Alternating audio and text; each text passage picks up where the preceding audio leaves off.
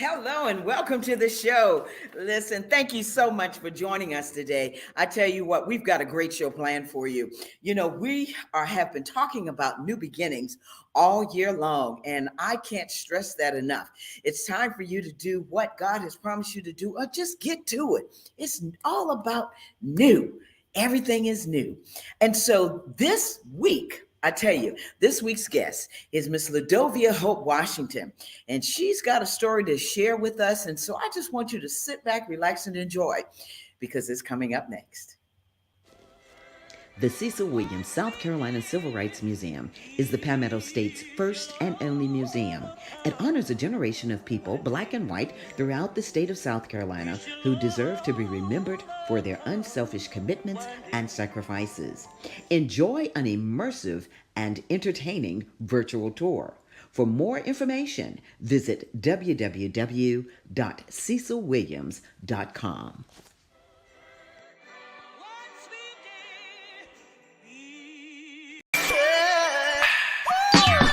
Hello, everybody. It's Finkley of The Michael Finkley Show, and you're watching Gold right now. Why? You're watching The Tammy Show. Stay tuned. Welcome back to the show. I told you we've got a great show planned for you. You know, this whole month we've been talking about National Suicide Prevention Month, and we've had some great guests on sharing messages of hope and just talking about prevention of suicide. And so today we have a wonderful guest on. She is such a wonderful person. Had the opportunity to sit down and talk with her. And I tell you what, she's very special. And I'm just blessed that she's on the show today and she could join us. She's a native of Denmark, South Carolina. She has her bachelor's and she has a master's in social work, MSW. She's a counselor, grief counselor. She helps teens. She's a mother of two, Braylon and Jamari. And I tell you what, I can't wait until you meet this wonderful woman. Her name is LaDovia Hope Washington. So come on out, Miss Hope. I'm going to call her Hope. Hey, Hope. Hi. How are you? I'm wonderful. Well, I'm just, as I said, I'm just grateful that you were able to join us. And, you know, we met and clicked. And I tell you what, it's a blessing to have you on the show. You know, Hope, I always start the show off by letting our guests know who our guests are. So who is LaDovia Hope Washington? Well, LaDovia, she is a teen mom. I got pregnant with my first child at 17, had him at 18, Jamari. I'm now a mother of two. I have my bachelor's and my master's degree in social work, and I'm currently in my dissertation phase to receive my doctorate of philosophy and human services. So hopefully I'll be done very, very soon. I am the CEO of my daughter has a business called Brayla Sanai LLC, where she does positive affirmations, just motivation, and she's an influencer for young children under the age of 10 years old. And I have a nonprofit foundation called Mari for the Win. Wow. So we got to have Miss Brayla come on as well Yes. and feed us some positive energy, because we've got the positive king in here, and so we need to have that positive energy. So let's talk about the reason I asked you to come on. This is National Suicide Prevention Month. You are a certified teen mental health coach. My first question is talking about why you decided to become a certified teen mental health coach and suicide grief specialist. I'm sorry. Well, this is not something that I chose to do, something that I wanted to do, but sometimes, God has a funny way of telling us that He has other plans for us. Um, I unfortunately lost my son to suicide. March 10th, 2022, just last year, um, they declared my son has passed away. He died from suicide. He was only 15 years old. So that's how I kind of got into the midst of it. Just trying to figure out and understand, grief is one thing, but when you're dealing with suicide grief and the trauma that comes with it, it hits totally different. And, just being in that situation where no mother wants to bury her son. Nobody ever thinks that they would have to, bury their children. And the certified teen health coach, that just, gave way. And, I just needed to do something to turn my pain into a passion. Everything that I do is God filled, God led.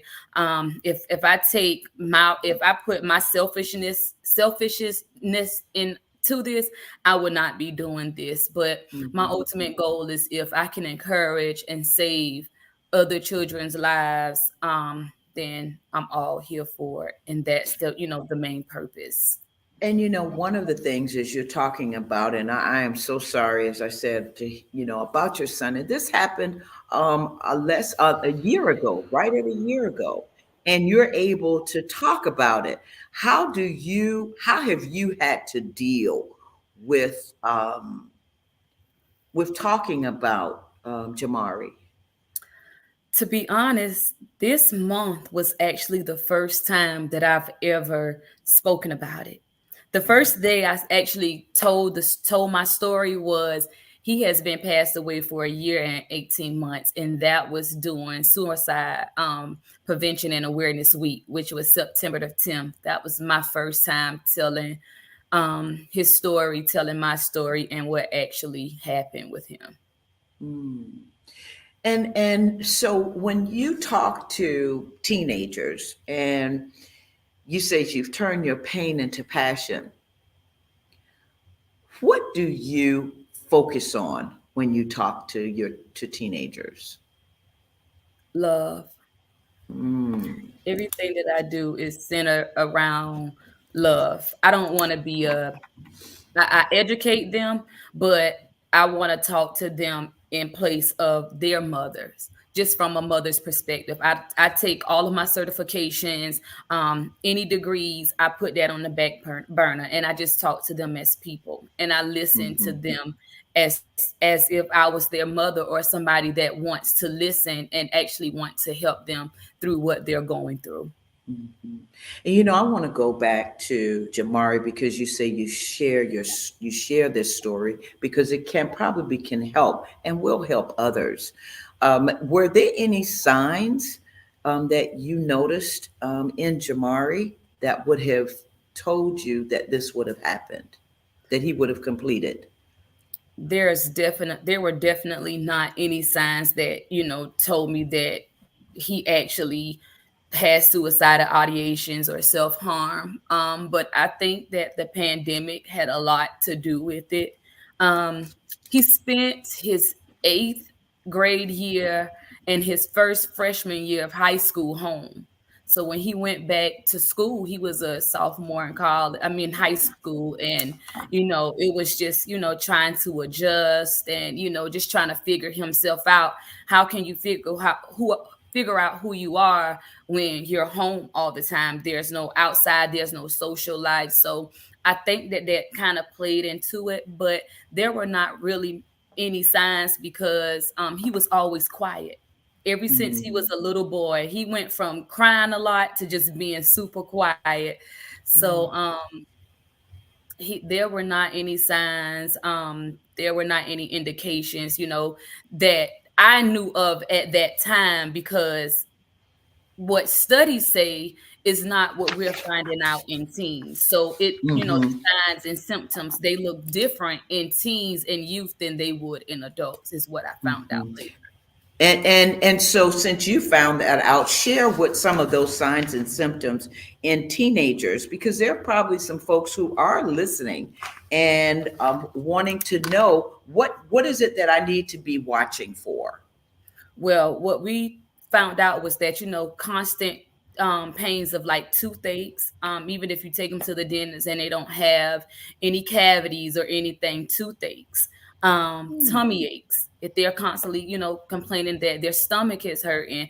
Sometimes we hold anxiety and depression in different places, and it's not necessarily something that's outward. So just learning about those two main, signs of, a possible anxiety of depression was something new that I learned, on top of, other things that were possibly visible, as such as like self-harm or depression or anxiety is something that they actually mentioned. But just for, thinking back, those were some indications. And, I talked to other moms who had actually have children die by suicide.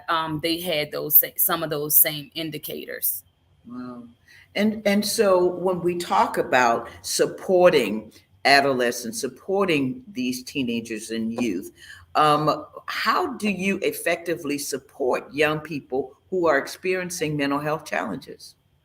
Well, what I've been doing is, under the Mari for the Win Foundation, is we've been doing what we call mental health check-ins. So what it is I have, me and my team, we've come up with 2 sheets, a mental health check-in sheet that just asks basic information, how are you doing today? And they get to pick a color heart that indicates, how they're feeling. They don't have to go into detail. And then we just ask some probing questions about, how have your week been, and just kind of checking in with them. And on the other side of the sheet, we kind of talk about different things, that if they can change something about that week, what will it be?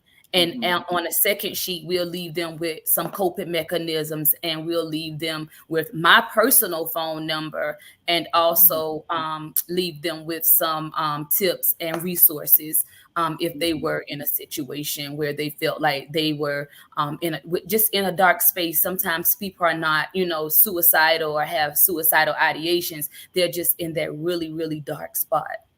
And as you're talking about the Mari for the Win Foundation, I'm gonna, and when we come back from the break, we're gonna talk about that. But I do want to ask you about parents. How can parents approach mental health conversations with their children now? What do you say to them, to parents? Have the conversation. Don't be afraid to have that conversation, and know when to have it. You don't have to just walk up and say, have you ever had thoughts about harming yourself? You don't have to do it like that. When you're eating dinner, ease it in, talk about school, get in their business. Sometimes we get so out of tune where we feel like we need to give them space, but in actuality, we need to be in their space. We need to talk to them. We need to ask them questions. And the more that we ask questions and show that we actually care, the more that they'll actually start, opening up to us. Or even if it's not you, that if it's not the parent, they'll, open up to somebody else. Mhm. And that's the Yes. important part about having someone that you can talk to. Hope, when we come back, like I said, I want to talk with you about Mari for the Win Foundation, and just talk with you about being this grief count specialist again, and being that mental health coach that you are, and that beautiful smile that you have, and how you can help people and how people can help you with your foundation. Okay. So we're gonna come back from the break, folks, and we're gonna talk with LaDovia Hope Washington, MSW certified teen mental health coach and suicide grief specialist. We'll be right back.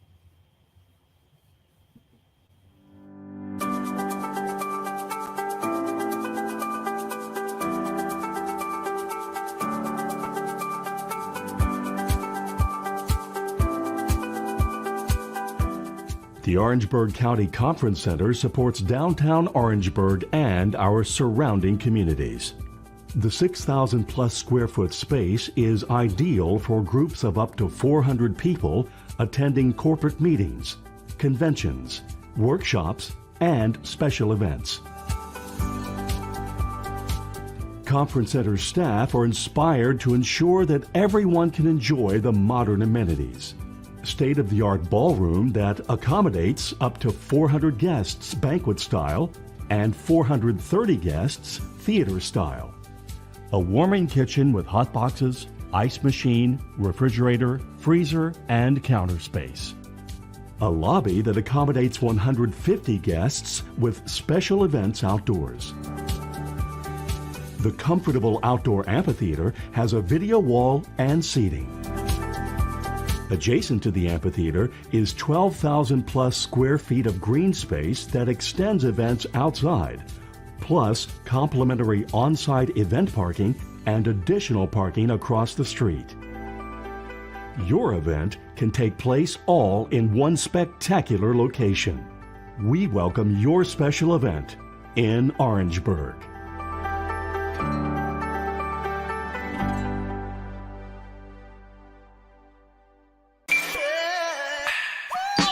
Stay tuned. You are now watching The Tammy Show. This is Roger Gas.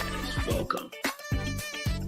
Welcome back to the show. We're talking with Miss LaDovia Hope Washington. As I said, this is National Suicide Prevention Month. And LaDovia has shared her story. And again, welcome everyone. And thank you, LaDovia. I want to thank you so much for sharing and being so transparent about your son and how he completed, suicide. And I'm sitting here, my heart is just with you, because as you said, it was March the 10th of last year, and you just now started talking about Jamari and his suicide.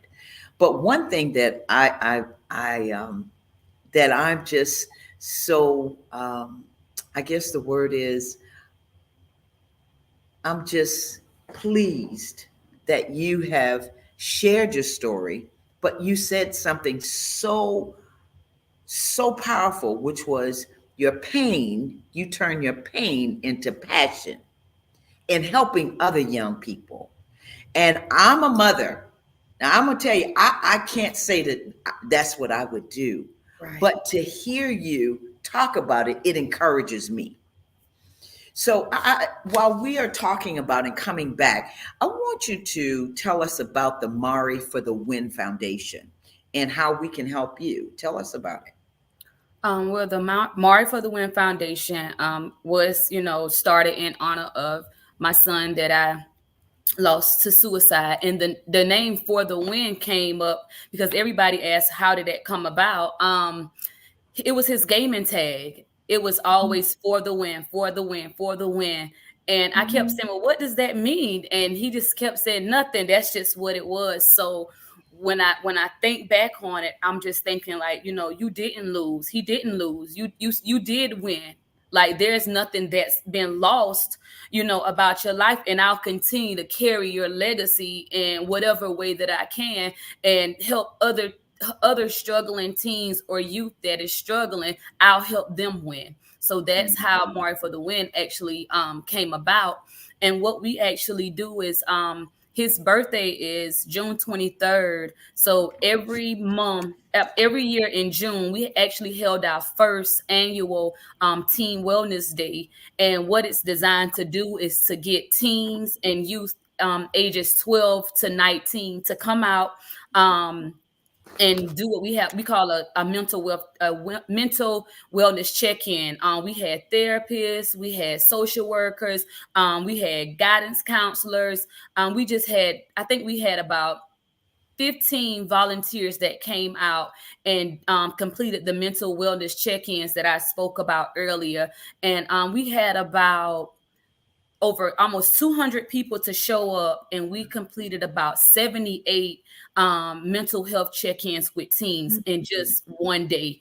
The event was built like all the way around love. We gave away gift cards, we had the gaming truck, we had the 360 booth, we had the DJ, and it was just a day of love and just checking in, with people's children. And you'll be surprised at how scared parents are about something that their child is experiencing, and their children won't talk to them, so it makes the parents scared. So I want to create, under the foundation, we are creating this safe space for children to be able to remove the stigma, remove the shame from what they're going to, and actually talk to somebody. And I always tell them, if you don't want to talk to anybody that's here, I'll be your safe space. If it's anything that's out of my scope, then I'll be a safe space. We'll come up with things that we can do to help get you into a lighter space, to get you out of that dark space, and that's my ultimate goal. So under the foundation, what we do is, if parents are having like any issues with their children, they'll reach out to me. And what I'll do is I'll have one-on-one sessions with them. I'll come to their home. I'll visit them at school. I'll visit them after school, just whatever works for the parent and the child. And I'll come out and we'll just kind of talk. We'll just have conversations. I'll tell them who they are. I always tell my story so that they'll understand my reason for wanting to, work with them and get them in a better headspace. And it continues from there. So if I see someone or run into a child that actually needs any additional help, under the foundation, I have two therapists that I'm actually working with now. And if they need any immediate help, what I can do is I'll get them in with the therapist, and we actually, under the foundation, we pay for the first two sessions. So they'll first two sessions for free. And if there's something that needs to continue, then we'll talk to the parents and try to work something out. Or if not, the therapist will give me things that I can actually work with them with under my foundation. And under my foundation, I do have social workers that actually help me. I have people individuals that's in public health. I have therapists that's also like helping me under the foundation to provide these services with the teens. So we go out, I do speaking events, we provide different things to the children. I'll go out to the schools.